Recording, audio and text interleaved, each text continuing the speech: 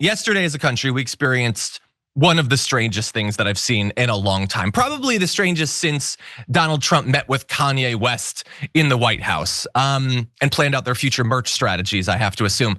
So we had Elon Musk, who goes into the Oval Office, and Donald Trump is just slumped over at the desk as Elon Musk, the richest man in the world, the man who bought the Republican Party for $290 million and is now just doing whatever the hell he wants, just did a press conference. Again, he's not elected, he's wildly unpopular.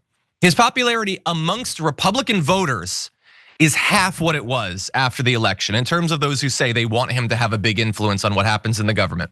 So he will have you believe that this is exactly what the American people wanted. They wanted a wealthy, corrupt moron to unilaterally do whatever the hell he wants while Donald Trump barely manages to continue life. Okay, with the desk propping him up. If not that, he would literally just be collapsed on the floor of the Oval Office.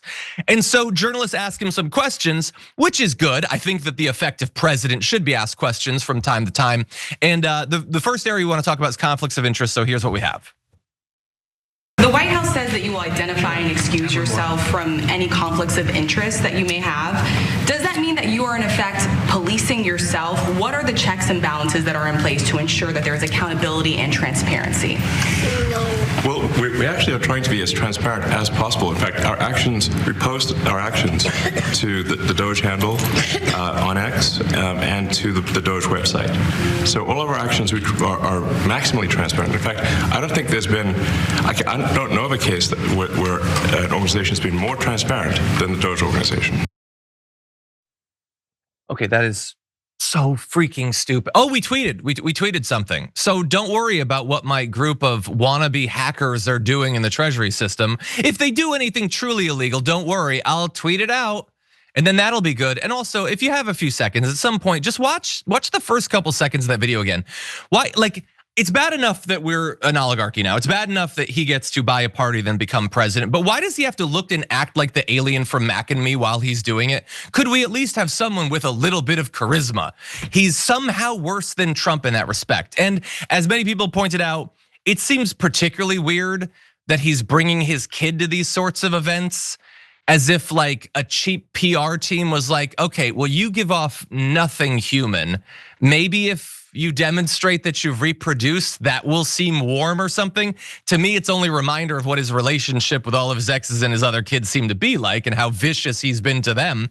Now, granted, he hasn't yet been that vicious to this one, X, aside from the name, which is pretty bad. But if the kid ever disagrees with him, then I'm sure at that point he'll tear them a new one on social media. And so, look, all of this is terrible. Like, we should never have gotten to this point. This is objectively worse than Donald Trump's first term. Elon Musk, as we know and we will demonstrate, is already using the influence and access he has to personally enrich himself.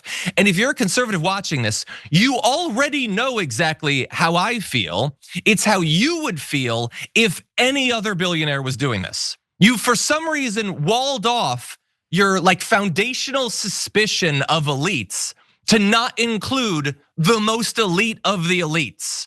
The guy who has the most money, the guy who has spent the most money influencing our elections, he, for some reason, is above suspicion. Every other rich person, we should suspect, we shouldn't let them just do whatever they want. They might be corrupt, they might rig things in their favor, but not Elon Musk for some reason. That is a very, very strange position to hold. Sharon, what do you think about? What did you think when you saw those two in the Oval Office together? Well, 3, if you include the toddler. And give it time, he's just 4, so they'll fall out. I assure you they will fall out. And by the way, as a sideline reporter in the NBA, I hated it when the players would bring the kid. Oh, it's so cute. The kid was obnoxious and you couldn't ask any difficult questions. You couldn't ask anything that was tough because now the kid's there.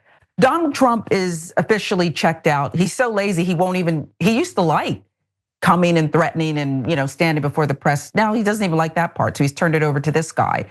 He was asked about the lies he was telling on Twitter. And he said, well, I'm not gonna get everything right. But when we figure out that something's not correct information, we'll fix it.